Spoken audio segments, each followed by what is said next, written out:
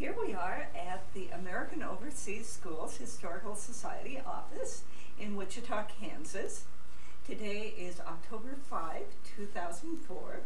My name is Linda Hebert Sekiguchi. Behind the camera is Bruce E. Michener. And we have with us today Dr. Johnson, Dr. Howard Johnson? Johnston, there's a Johnston, I'm sorry.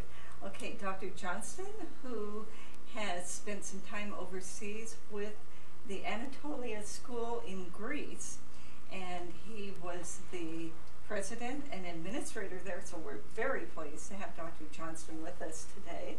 Dr. Johnston, could you tell us a bit, please, about where you were born and your background and experience prior to your overseas experience? Well, I was born in the small town of Prairie, Iowa. The population then was 1,400, and it's now 1,700. Whoa!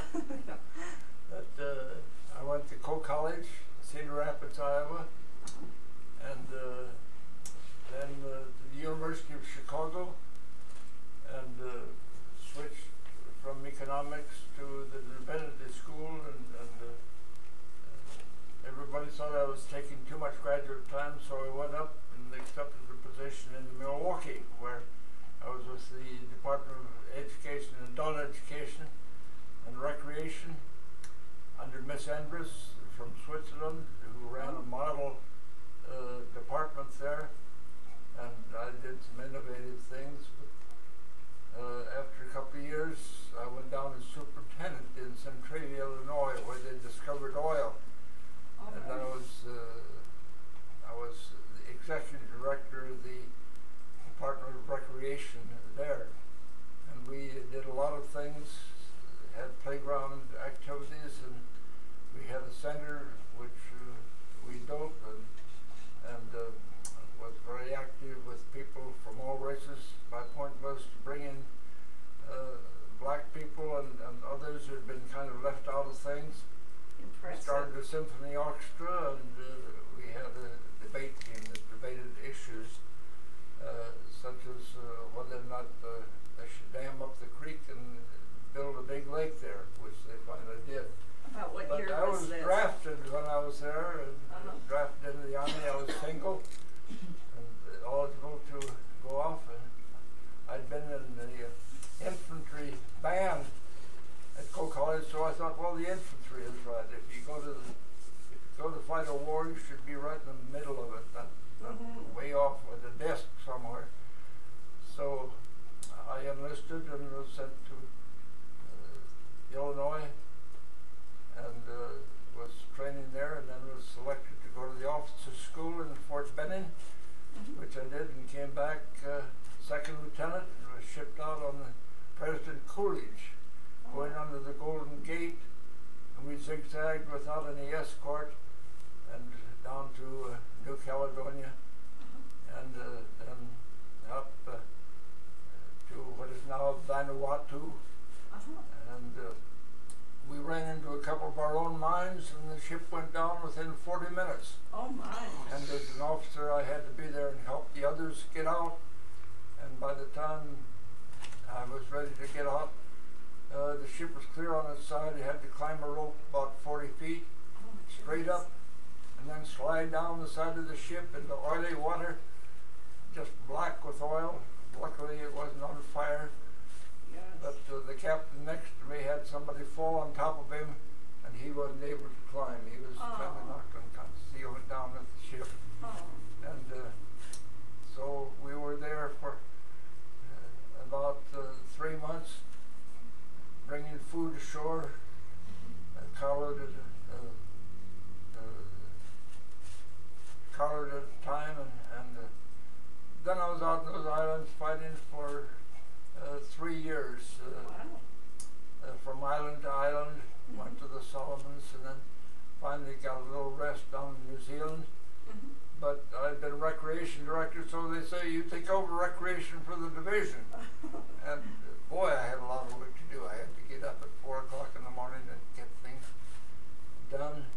And, what kind of recreation did you do? Well, we did a lot of everything.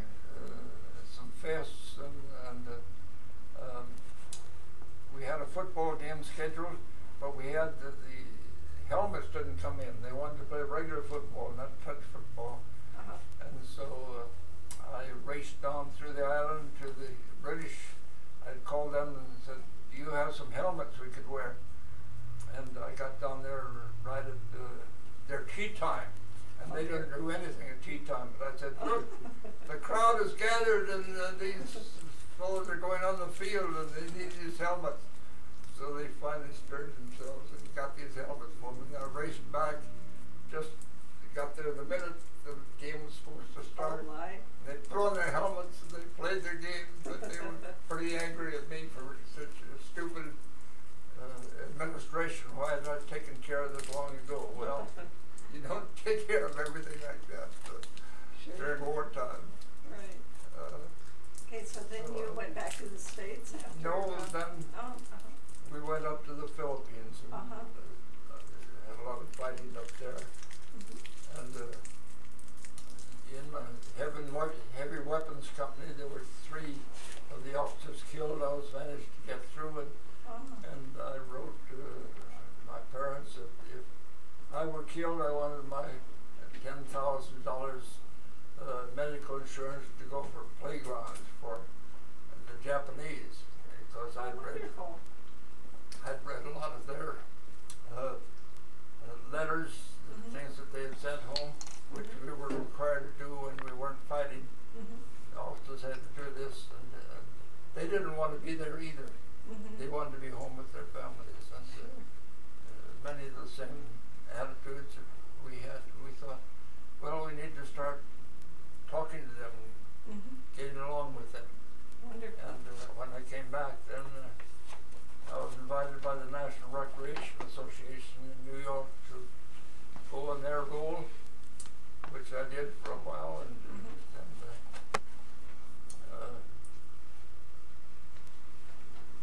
let's see, what did I do next? Well, then I went to Columbia University and finished a master's degree in political science, international relations. Wow. And met this girl who was a graduate of Coe College. Nobody else in New York had heard about Coe College. And this girl is Jean? Jean. Your wife? My wife, Jean Sheets Johnston. We've been married now for 56 years. We were married. Congratulations. We met at Riverside Church there on the Hudson. Wonderful. We were married there.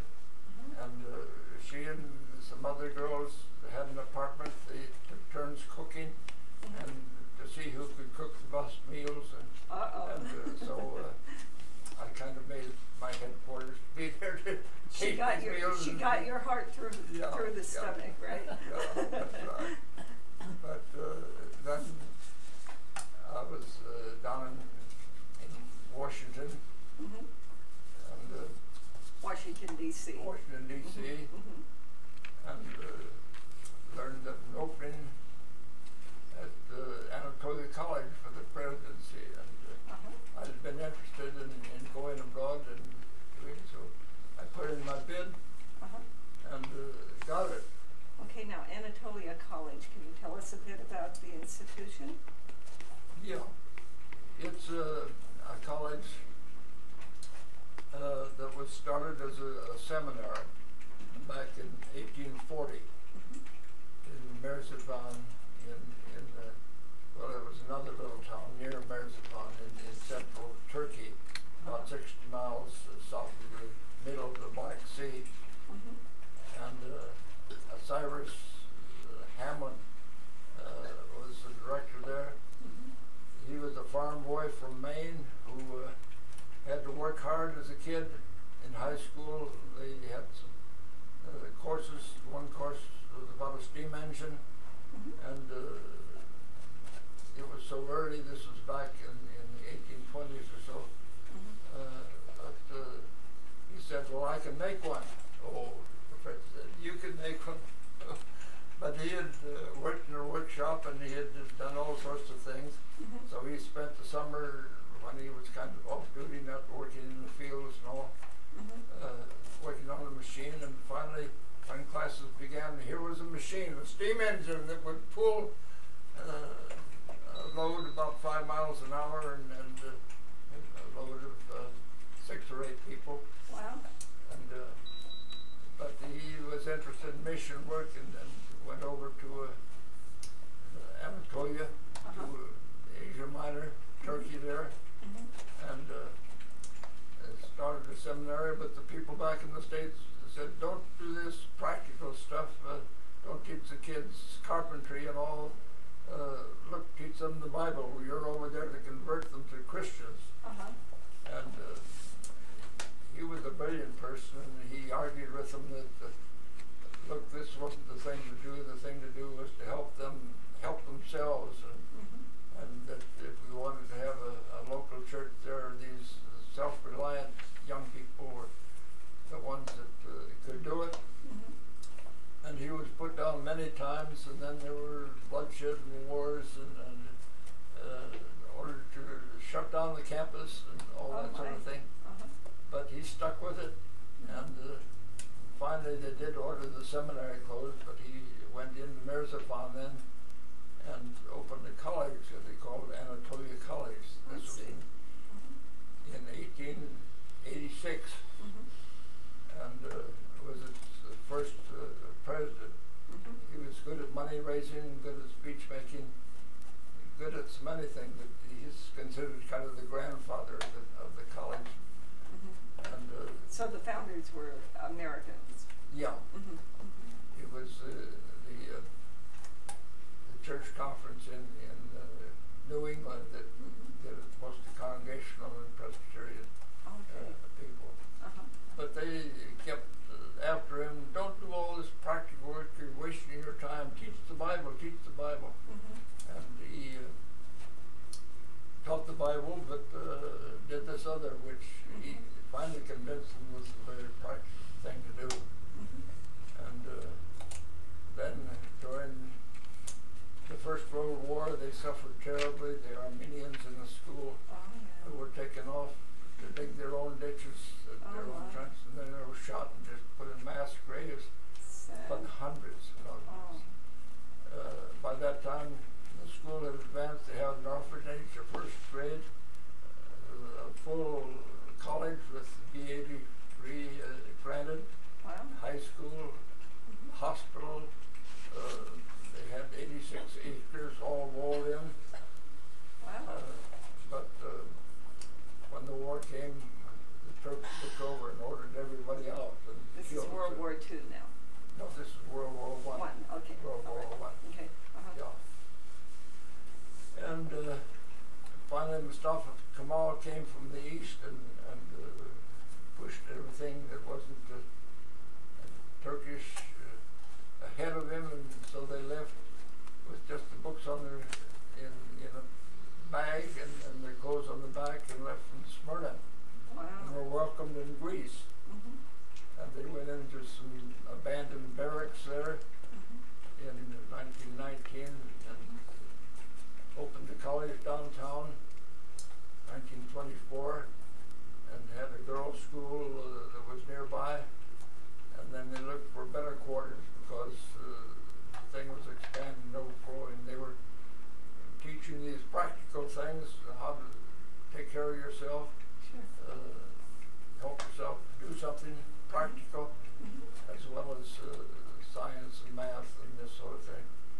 And they bought some acreage up on the hill, Hordiati, where you look across and see Mount Olympus. And opened the college there. The main hall was built with blue marble, which was quarried just a few miles above the college. Beautiful big building, 2 stories, library, all this sort of thing in it. It cost $24,000. Wow.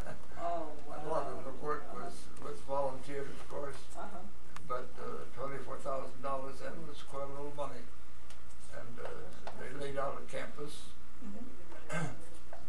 and kept expanding it. And when I was there, I saw the need for a school for the sons and daughters of other people that were there, Americans, British, people from Asia and Africa. I see. So we opened Pinewood School on the campus. It had been operated as a small operation over at the American Farm School, which was 2 miles away, and was pioneered in agricultural methods. But we And so started this with an was what? elementary school. Elementary and Yeah. high school? And I went over there in 57, took the presidency in 58, and gave my speech here. Your inauguration speech. Inauguration. I said, from strength to strength, Anatolia College since the year of her founding in 1886 has been blessed with the leadership of well-rounded men who have been strong in the ways of God. Dr. Charles Tracy, Anatolia's first president, council, his staff. What do we need above all things? Not magnificence of architecture, not imitation of other institutions, but a leadership inspired with the love of God and the love of man. And nobody who knows the history of Anatolia College, who knows of the life and death struggles through 20 years of war, through disease and fires, through forced migration, misunderstanding and financial disappointment, can doubt the exceptional quality of the leadership, both Greek and American, that has brought this school to its present honored position. Many dedicated leaders it could be named, but preeminent among them is a man who, through 45 years of quiet service, has come to symbolize all that is best in Anatolia. He is our retiring president, Carl Compton. You did him honor. How nice. Graduated from Grinnell College in Iowa, which is one of the best colleges in the country. And he went over there as a young man and taught English. And the war came on, First World War, and he got back to Iowa to marry another Grinnell graduate, Mary, and they both went back to Anatolia and served there for years. He was dean and the coach of basketball, and just did a lot of wonderful things for the college, including coming back here to raise money for them. And now you talked about and I went there in 57 following him, and all those years of service, devoting his whole life to the college, he and his wife. And he was a tough act to follow. For sure. But we stressed English. We built up the English program. Wow. And we needed to do more work in math and science, and we extended that. And as I was telling you before, we brought this Pinewood School, and it flourished. It took some of the courses at Anatolia College, but it had many courses of its own. Now, about how many students did you have at Pinewood School? Pinewood, we had about 60. And that was K through 12. Yeah, yeah. And they would use the Anatolia Library, which Jean was in charge of. We paid her $1 a year for that work. Oh my goodness, she was a volunteer extraordinaire. Well, our salaries were low. We did it because we loved the work and loved the people. My salary, starting salary there was $7,500. Wow. But I had a home to live in, a beautiful big home, and the use of the car and all these things amounted to about $15,000 a year. But we saved our money and lived simply. Sure. And came back after 6 years. We wanted to get our young people back in school here. Our 2 boys had been there with us, learning the Greek. And they learned Greek. Wow. Yeah. Great. And it was great to be back. So how many years were you there now? 6 years. 6 years. 6 years. And I think we accomplished most of the things that we set out to do. And how do you feel about how you interacted with the Greek culture both on the school level and on a personal level? They were very friendly and very helpful. Sometimes the Greek government, Minister of Education and all, would clamp down on the school and say, now look, you shouldn't be doing that. You should be studying more Greek and go easy on the English and that sort of thing. But then it's a matter of going down and arguing with them and showing them that, look, you're a small country, your secretaries and your business people need to know another language, German, French, or English, especially English, if they want to move out in the world and know how to read instructions and how to work competently. They need to know these languages as well, not just how to read a book, but how to speak it, how to interpret instructions, not just ancient languages, reading about ancient cultures, but about our modern culture, be part of the modern world. And this was pretty effective. Great. And now, since I've left, they've developed this into the American University of Thessaloniki, which is in addition to Anatolia College. Anatolia College is still there. The Greek government insisted that we not give degrees beyond the gymnasium type, no university degrees. In New England, where the trustees had met, they said you can give any degree that was given here in New England, including the doctor's degree. But the Greek government wouldn't let them do that back then. I tried to move up to offer a bachelor's degree and maybe a master's degree, but I was too early. They weren't ready for that yet. But now they've done it, and they've been approved by the New England Accrediting Association, and they can graduate from American University of Thessaloniki and go straight to graduate school at Harvard or Cornell, which many are doing. Wonderful. And are working out well. We're in touch with one of the students that was there when I was there.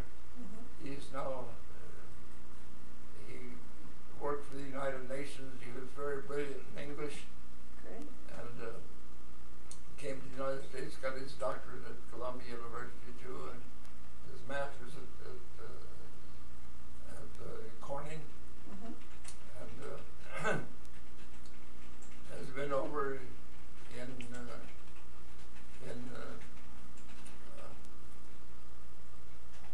that little country south of Melanesia. I'm trying to think what that might be. Not Cyprus. A city state there that's doing so very well. He's a professor there of communications. He's called on to address business groups all over the world. He's been in Africa, South America. He wants to come here to Kansas. Really? Here we've been active in the Global Learning Center. We were invited back to Europe to give a paper at the Free University, which Jane and I helped found back in '48. And we went back and gave that in German. And, you're fluent. Well, we had some professionals see that we had the right words in the right place. Sure. And, but you know, on the radio, a woman reads a little and then the man reads, so we did that back and forth. Not to put them to sleep too soon. Make it more interesting, certainly. Yeah. And then when we got back after a month, we visited Anatolia College after that, and then stopped in Switzerland and France and other places. Wonderful. And there was a group that had met here in Wichita in June, saying that the Wichitans didn't know what was going on in the world. They needed to know a lot more about it. And we attended their July meeting, their second meeting. And we just come back full of everything going on in Europe, and so I guess I talked too much. They said, "How will you take over? You don't have anything to do. You're retired now."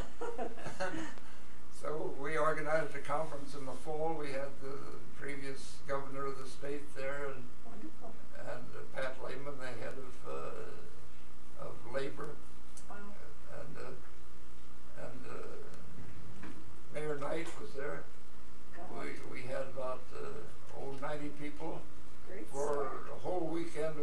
conferences trying to determine what this organization should do. How do we really get people active in learning about the world? And out of that conference, especially the inside of an American Indian representative said that you should study this country too, not make it just overseas. So we put that in, that we'll be very active studying what goes on locally so that we can learn what goes on in Sweden that might help us here, or in Germany or Japan or someplace.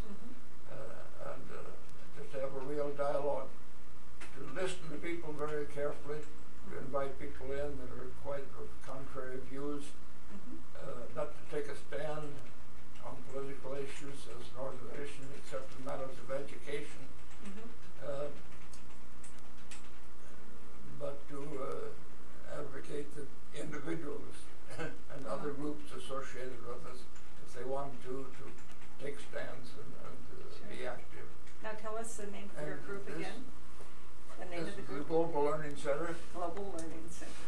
And they've made us honorary citizens. We're honorary members of the board, and they give a plaque in our honor each United Nations Day, which is coming up on the 6th. They'll have a speaker here on the 6th of November, just after the election. Great. On the United Nations, a person that has been around the world and done a lot of speaking. They wanted to get my former student from Asia to come back here. He says, and we wrote to him, how much do you charge? Well, you couldn't pay for what I get. I'll come for nothing. But so we had that in the offing, but he couldn't come this year.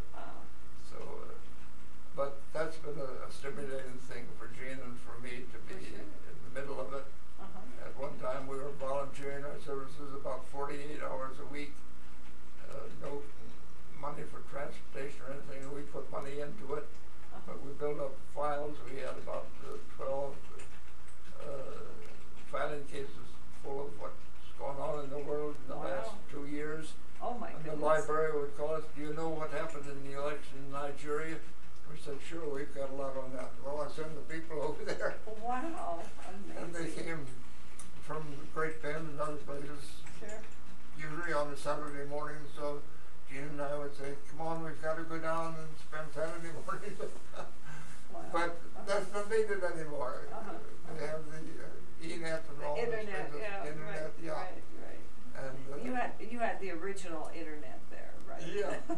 So all that hard work isn't needed anymore, and it's moving ahead. Some of our meetings are attended by 350 people, and these banquets, UN banquets, are usually attended by at least 150. The one this year will be at Friends University. So we try to bring in other organizations, relate to them. Maybe at some point we can relate to the overseas school and bring you in. Great, wonderful. Well, now you said that you have 2 sons. Yeah, the other Dave was born in Germany, so he has German citizenship as well as American, and he's the executive director of Hot Springs Village.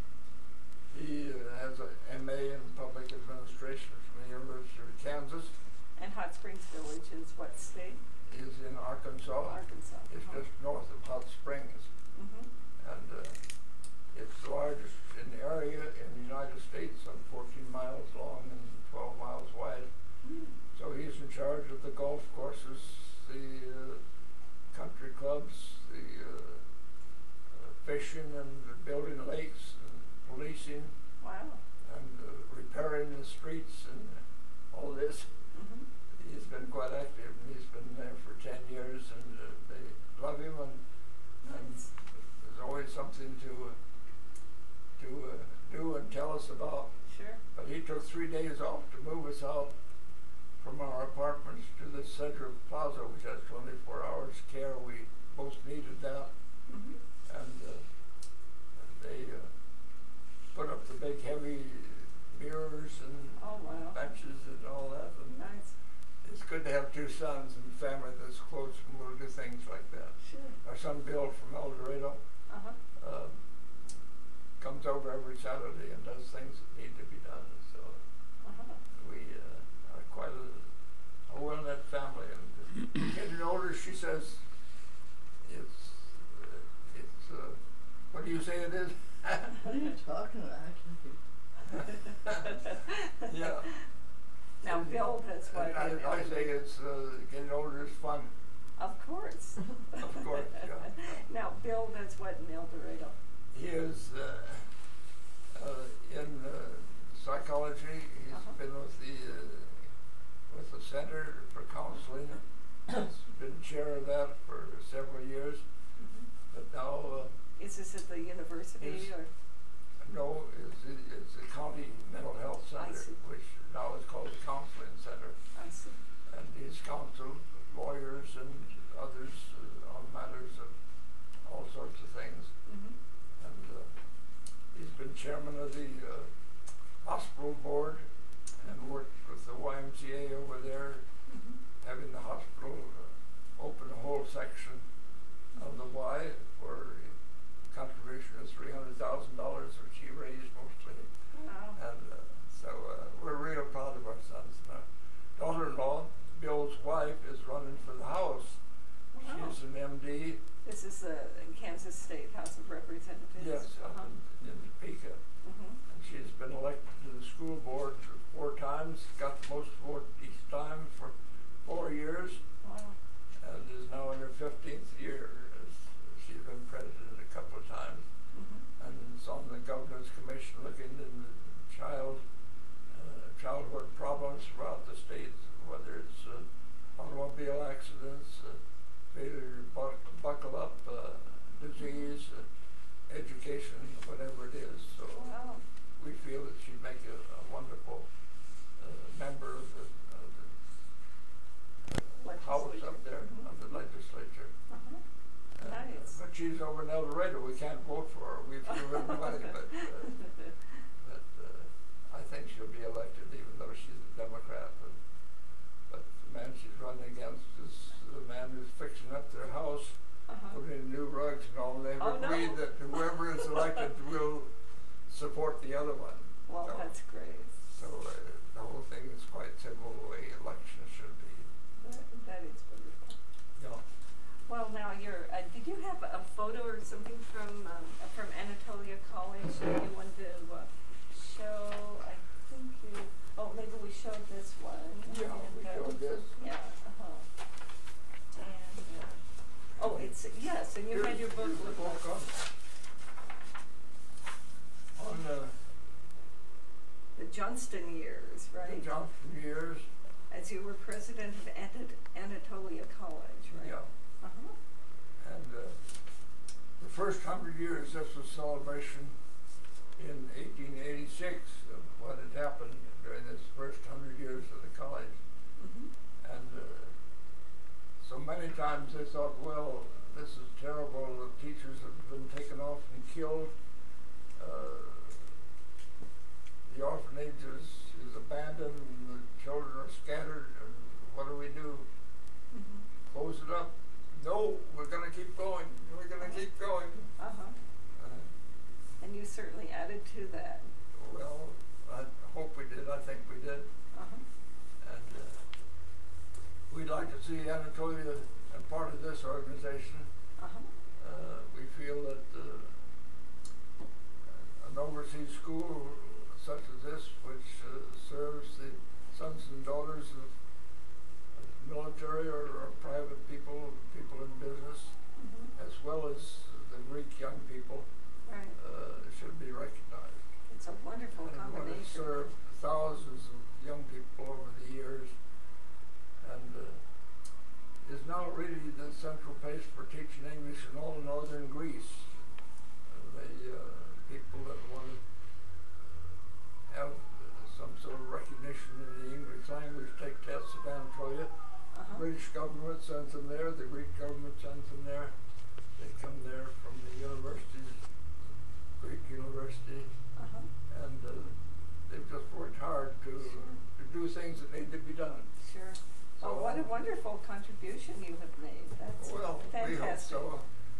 relive on our memories, we don't need to go to China or other places. We feel that at our age we need to keep out of the way and not be there for people to run into. And we don't want to run into telephone poles. Well, you have some wonderful memories to look back on, and I really appreciate your coming here and sharing with us about your overseas experiences and about many experiences. It's been a joy talking with you. Well, it's a joy talking with you. And it's great to have you here. To know that you're still working at it. That's great. Thank you so much. And I can leave some of these things here. We'll decide what to leave and what to take away. Sure. Great. Thank you. Yeah.